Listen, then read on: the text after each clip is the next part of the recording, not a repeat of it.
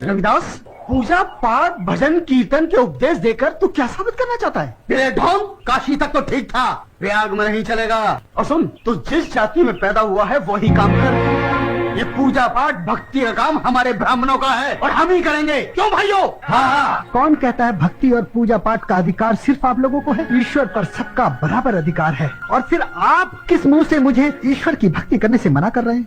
माना मैं अछूत हूँ, लेकिन शास्त्री जी, कौन से शास्त्र में लिखा है कि हम अछूतों को प्रभु का नाम लेने का अधिकार नहीं है?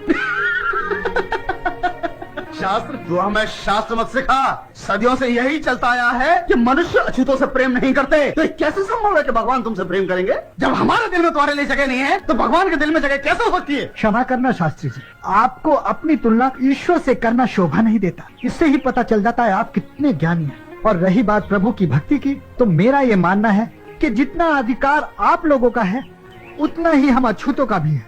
हम भी उसी परमपिता परमेश्वर की संतान हैं जिसकी आप लोग हैं। तो ठीक है, तो आज ये बात साबित हो ही जाएगी कि प्रभु का सच्चा भक्त कौन है और पूजा करने का अधिकार किसको है, तुम्हें या हमें? शास्त्री जी, आखिर आप कहना क्या चाहते? मैं आपका मतलब नहीं समझा। विदास, हम अपना अपना सालिग्राम गंगा जी में बहाएंगे। जिस किसी का भी सालिग्राम नदी पे तैरेगा वही सच्चा भक्त होगा, वही प्रभु का आराधक होगा। क्षमा करें शास्त्री, मैं किसी भी तरह की शर्त लगाने के पक्ष में नहीं। जरा आप ही मुझे बताइए कि हम एक दूसरे को छोटा बड़ा साबित करने के चक्कर में प्रभु का इम्तिहान क्यों ले? आप लोग बड़े हैं, बड़े ही रहें। हम लोग छोटे हैं, छोटे ही ठीक हैं। इसमें शर्त लगाने की कोई आवश्यकता नहीं। लेकिन एक बात जरूर है, हमसे प्रभु की भक्ति करने का अधिकार कोई नहीं छीन सकता। रविदास, आज यह सबके सामने बात साबित होकर आएगी कि प्रभु किसके हैं और भक्ति करने का अधिकार किसका है। अगर तुम ये बात साबित नहीं कर पाए तो याद रखना, आज के बाद भक्ति मत करना और अपनी जाति वालों को भी भक्ति करने से रोकना। क्या बोले?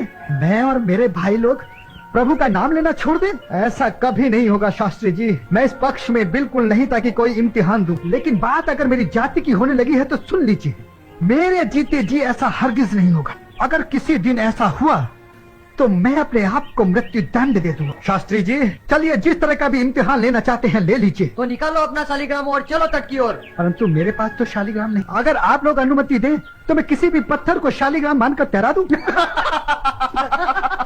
चलो ठीक है, किसी भी पत्थर को शालिग्राम मानकर गंगा जी में तैरा दो। चलो तट पर। चलिए। तैराइए अपना शालिग्राम। पहले आप।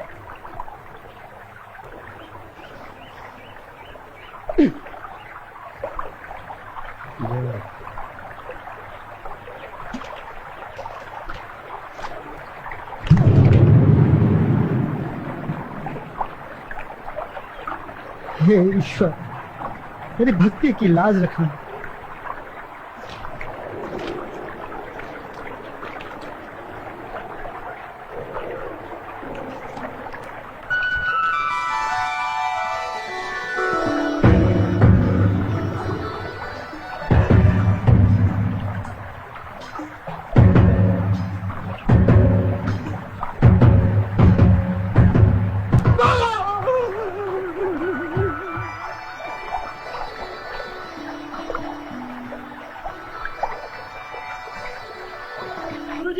गुरुजी, लगता है ये मनुष्य फिर कोई बुरी खबर लेके आया है। गुरुजी, समझो कि आपका दाना पानी खत्म और साथ में हमारा भी। क्या बक रहे हैं आप ये?